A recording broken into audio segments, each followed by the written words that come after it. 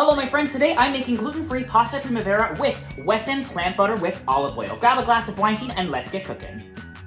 A springtime pasta? What could be better than that? We'll start by prepping our vegetables. We'll trim the barky portions off of our asparagus and cut on the bias till about 1.5 inches long. Next, we'll cut our snow peas into equal-sized pieces, put those in a bowl, and reserve for later.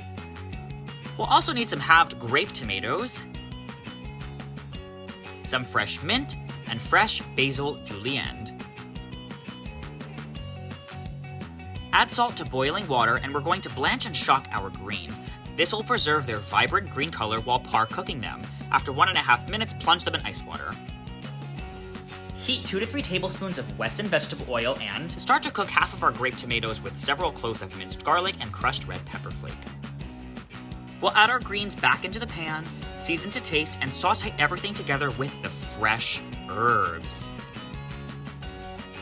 Add your al dente pasta directly from the pasta water and finish with the other half of the raw grape tomatoes.